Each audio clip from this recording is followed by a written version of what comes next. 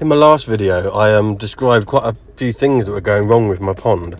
So I thought over the last few months, I sort of set out to try and solve those things. One of them you can see here was the fact that my Ranchu, my top view Ranchu from Andrew James, had developed some blackening and maybe some fraying edges. This was, I thought, maybe down to an ammonia spike in the pond. Now the other fish were looking healthy, so I didn't put it down to that. It wasn't necessarily down to that. And actually, after watching a video recently from Fancy Goldfish Fanatics, I noticed that someone in the comments were talking about this issue, and often they get black markings on their fish over the winter time. They also, the fact that it was kind of combined with the fraying fins, to me though, said that it might be ammonia. But as you can see, these were the other fish. They were doing fine, and as time went on, gradually we started to see a little bit more greenery on the trees. Not much, but things started to happen, and I took this opportunity really to just open up the pond and look inside. I did start to use some more blanket weed. One of the problems I talked about was the absolute mayhem that was the blanket weed going on inside the pond. As you can see here, this is actually the little fry that I rescued from the pond, and we'll look at that a bit more closely in the future, further on in this video. But this was the problem I was dealing with the blanket weed. Absolute jungle going on in there, and I'd used that blanket weed remover that I showed a minute ago a few times, and it wasn't really making much of a difference, but you can see how much was there, which is another thing that made me think that it was something to do with raised ammonia that was causing this black edging. So I thought the nitrates may have been feeding into this pond weed, this blanket weed. But I pulled it out manually as much as I could. I kept treating, as I said before. This is the treatment sitting on the surface of the water. It does say that you can just sprinkle it around the edge of the pond rather than mix it in a bucket, and it had worked last year. It did do the trick last year. I did that also combined with manually removing the blanket weed, but it was getting on top of me really. The amount that I had to stick my hand in there, I wanted to just enjoy the pond. It became such a chore to try and get this back to how it was, but it was. I think it was worth it. It will be worth it in the end when it sorts itself out. But this video is all about me trying to fix those problems. Potentially, you can see what it looks like at the end, and you can make a decision whether you think it's been solved, these problems. Here there was a little bit of, as I filled up the pond, every time I do it really, every time I add new water, there must be a temperature change, and I can see a little bit of chasing going on. You can see there we've got a couple of the tanchos being chased there a little bit, and the larger female, the calico Joaquin goldfish there is being chased by one of the kind of double spot tancho, and the large female there. So I know that I'm hoping it's going to happen soon really. I've still got fingers crossed that I can breed this year. So that was what was going on. I was trying to fix it, and this video shot over quite a long time really. So as that Acer started to bud, the amount of snails in the pond is rapidly increasing, and to the point where I might have to get a few out and give them away. But you can see how many there are there all across the edge, and they were doing something. They were definitely destroying some of the algae or eating it, but that combined with lots of filter changes, I would always clean out the filters in the pond water and try and make sure that I'm really keeping on top of that nutrients in the pond. There is quite a few fish in there, I guess, and they're getting to a bigger size now. But yeah, you can see the amount of pond snails in this pond, it's rapidly increasing. While that was happening and I was trying to fix my pond, my dad's pond, which I visit now and again, was looking absolutely stunning. So I thought, you know what, let's take a video of this. Really nice big glass front on this pond, and I've put a video out before where me and him, we've visited some koi shows in the past. It's kind of an annual tradition thing that we do together. he's the one that really got me interested in fish, I guess. But you can see he's got a nice collection here. Not too many fish, just a few fish, but you can see a nice collection, and they were doing really well. So as I visited his pond, that time of the year, the cherry blossoms all come out, which look absolutely stunning over the pond. Do start to drop eventually, and it takes a lot of fishing out, but I just wanted to show off how beautiful it was looking, really. And the fact that this pond was looking so nice. Mine was not quite there yet, but I had this kind of idea of what I could aim for, I guess, trying to keep on top of all the issues that I was seeing. But just thought it was worth showing that pond. So while that's going on, I am still trying to fix my own problem. And I've got, I guess you could see that's almost a little version of my dad's pond there, really. We've got that tree at the side there. I can't remember the name of it, but it does blossom every year. And I've got my Acer.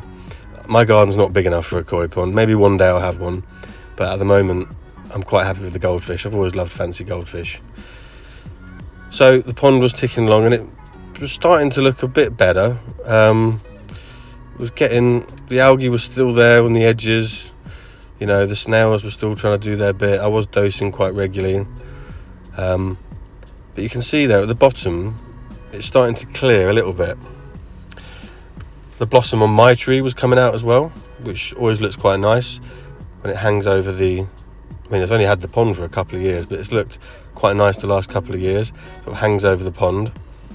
You might be able to tell me what tree that is, someone in the comments. I do remember.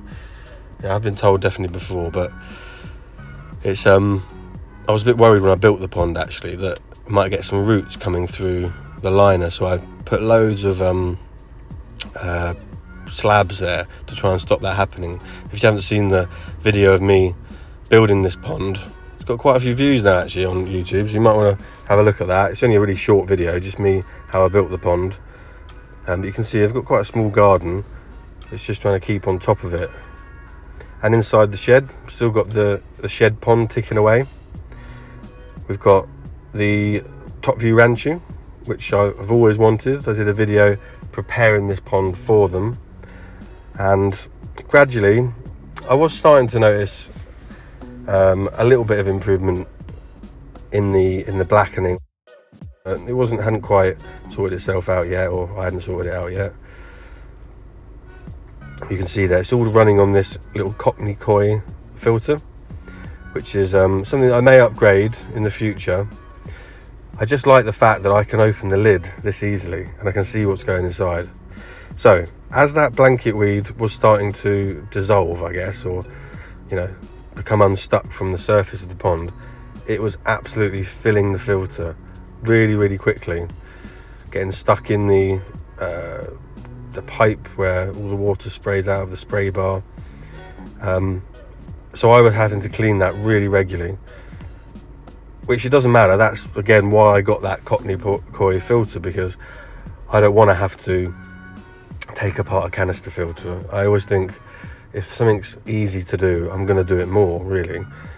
But you can see how that if you haven't seen before, my inside shed pond connects to my outside pond, and it all flows and carries on that same filter. So I've got my little area there, which I showed you in the last video. Got a bit messy now, to be honest with you, but that's going to be the area where I do breed some goldfish if they ever start spawning. But that's the idea.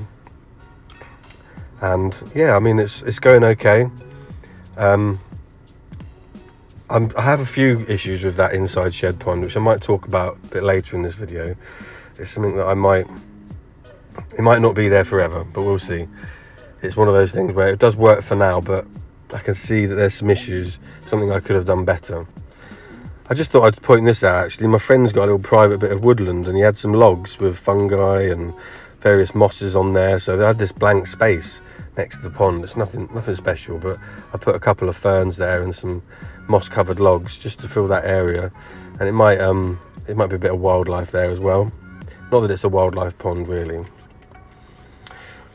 But on with the maintenance. I did do quite a few water changes, and it was just so quickly that this filter floss would get absolutely covered in this algae. I'm guessing that's, the blanket weed. Sorry, the blanket weed. It's not a bad thing. You can tell that it's coming from the pond, which is hopefully the filter's then doing its job, I guess, by pulling it out. I've got my trusty little blue bowl there, but you can see the amount on there absolutely covered, and all the way down to that layer of filter floss as well. So doing some water changes as normal. The pond's looking a bit nicer. This is a kind of, as I said before, filmed over quite a few stages, and there is the difference. So that is the difference. Before it was like a jungle looking down under that, you can see. And the Ranchu, at this point, the Ranchu and the Joaquin and my little London Shubumpkin are all living in the same pond. So there's my little Jade Seal Andrew James Ranchu. But you can see it's cleared up. It's all coming off that edge of the pond. So the blanket weed solution is working, but it's therefore getting stuck in the filter. So I'm having to clean that out a lot more regularly, which is fine. That's what it's there for. While I was there actually looking, I thought I'd do a little update on that little fry, the only one that survived from last year after I saved them from a plant pot, and it had actually started to molt. So we can see that it's losing its black sort of young baby colour, I guess, and it started to turn orange. Now I don't think there's any kind of unique markings there. I'm hoping it sort of becomes a bit more red over time, it reddens up, but there's not too much sort of markings there. But you can see how it's definitely starting to molt. It's just a little common fish, really.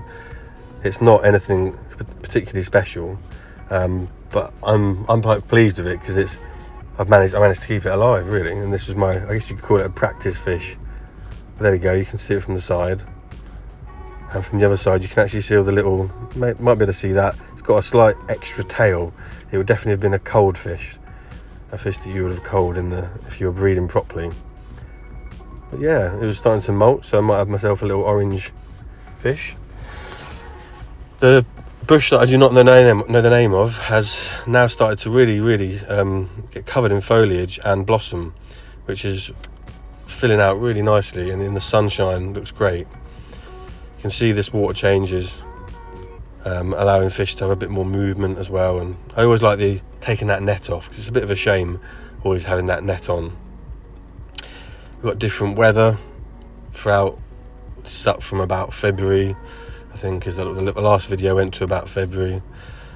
Always keep a couple of sponge filters in the inside DIY pallet pond.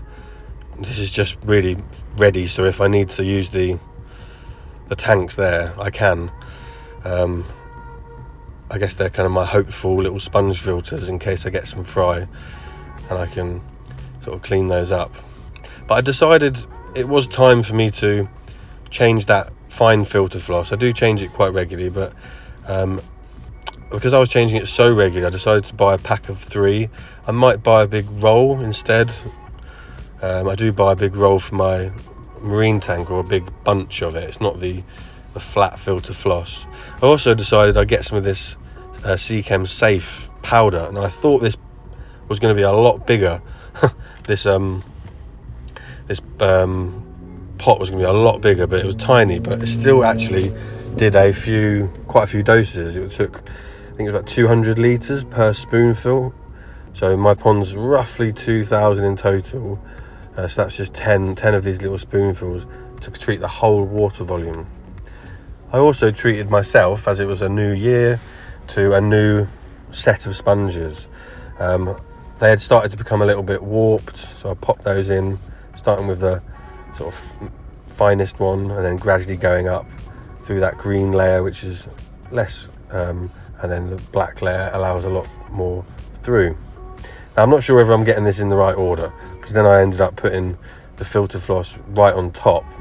I'm not sure whether there is an actual order that you should have it all in, but I just wanted to replace those. I thought that's going to not make too much of a difference to the bacterial load of the pond, because it's all on the surface of the pond.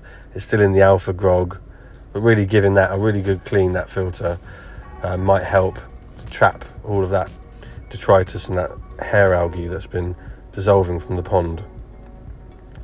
Every time I do a water change, a big water change, I do end up scrubbing this inside pond. It seems to get a layer on the outside of it, and that it causes, you know, quite a lot of dirt in the water when I scrape it off. So I then siphon all the water out of that inside shed pond.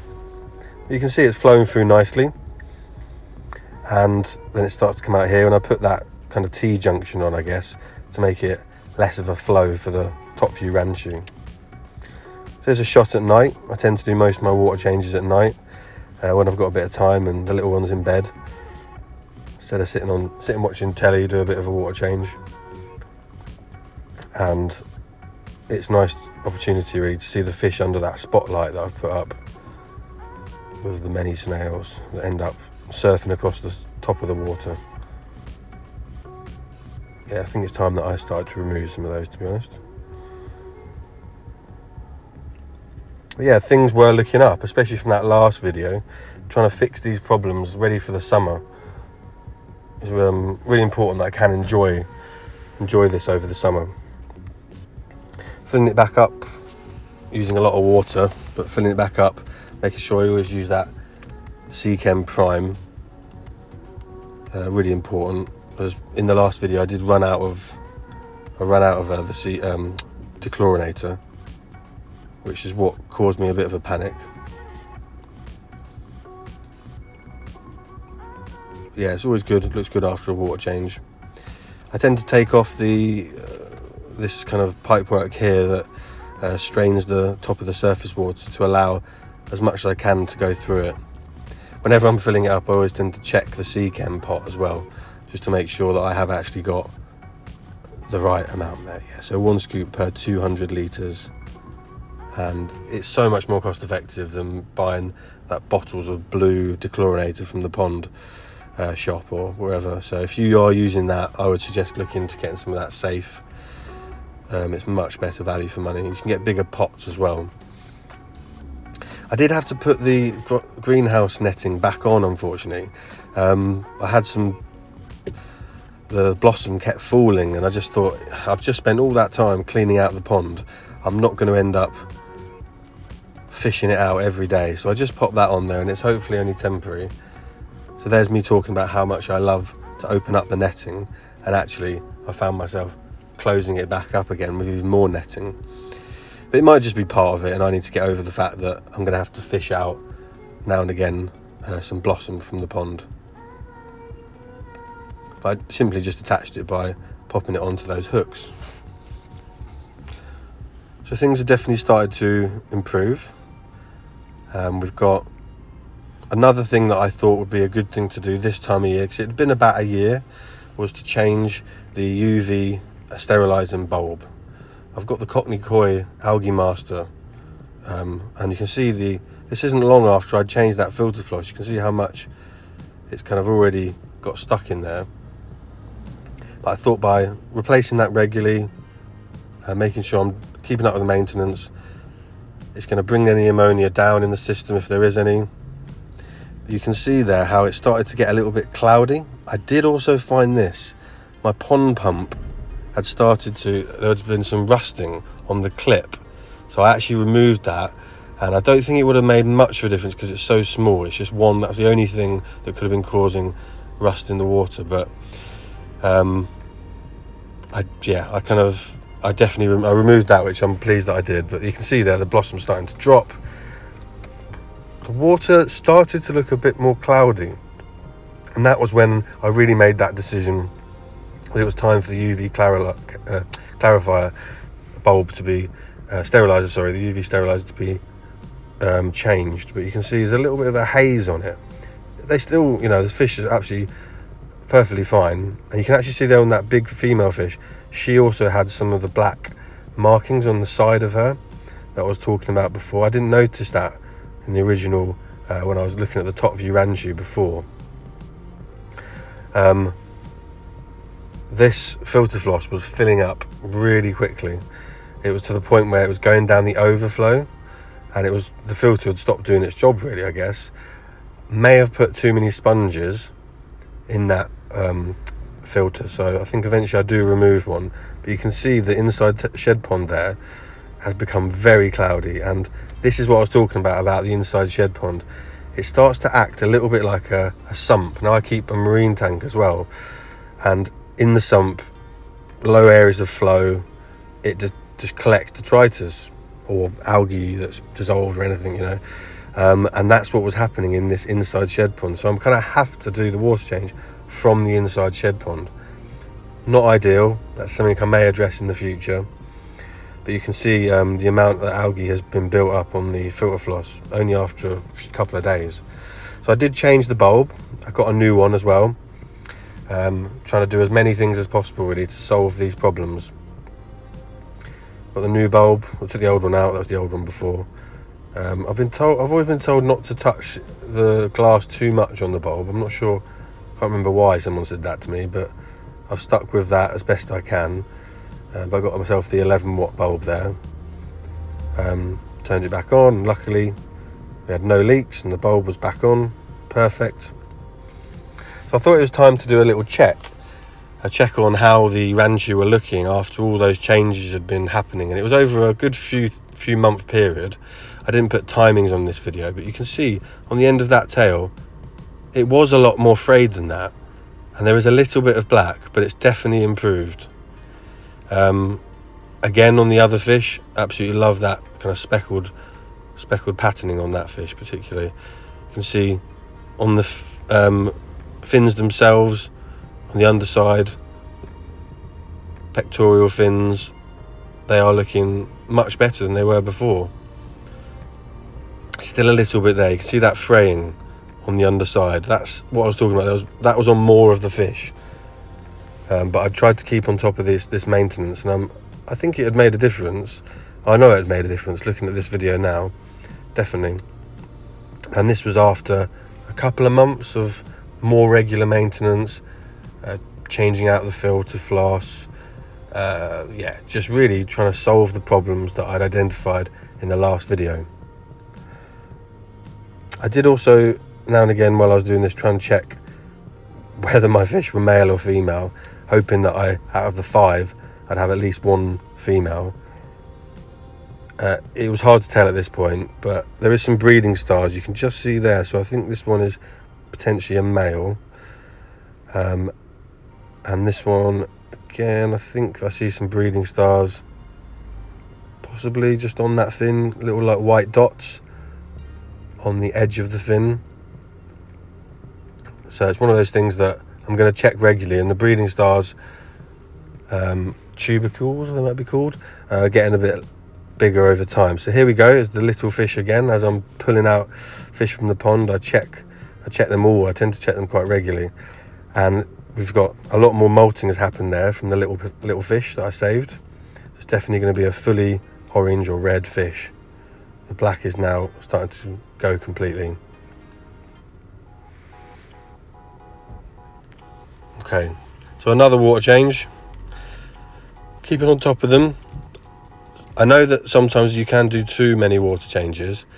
I could potentially go down a different route with this pond and add something like a bog filter and have a lot more plants taking out the nitrates, but there we go. You can see how clear that is now. That's my prized fish there in the background, the whale, waking male. Love this little top view Ranchu as well, but they're looking really healthy. They're looking at the pond water is really clear after that new UV sterilizer, keeping on top of that maintenance. Skin is looking really nice and healthy. The white is shining. That's what I wanted to see. And you can see there, the others are looking nice and healthy as well. Coming up for some food. Not too scared of the phone underneath the water. I will move the top view Ranchu back out, but I wanted to give them some sun. You can see there on the side of that female, the black markings have started to go a little bit. So this is being solved. And it's underneath the pond. It's nice to see it like that actually, because I end up just watching it through the netting often.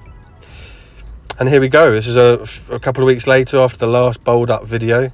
I thought this time I'd bowl them up and take a nice view from the top as they are top view Ranchu, and it's those red and white colours that really make them stand out. And in my opinion, they were pretty much back to full perfect health. These fish were looking stunning in my opinion. These are Andrew James top view Ranchu. If you hadn't seen any of my other videos, I went to Goldfish Society of Great Britain's show last year and spoke to Andrew personally, who selected these fish with me. Really, he kind of bowled up 7 or so, and we chose together 5, or I think it was 3 at the time. I'd already had 2. So you can see there on the large male, I think it is, those fins are drastically improved. There's a little bit of fraying, but not much at all. Blackening is almost completely gone.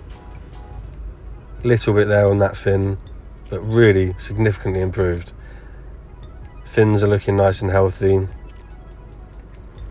I am thinking about taking a couple of fish, possibly one of these top view Ranchu, my large favourite male Joaquin goldfish, to a goldfish show that I'm possibly going to be attending in the future. So I'll keep that you posted with that if it's something I decide to do. I've never done it before. A bit worried about carrying the fish in a bucket. I've got a little battery powered bubbler that I could use in the future. But yeah, I mean, you can see here the difference.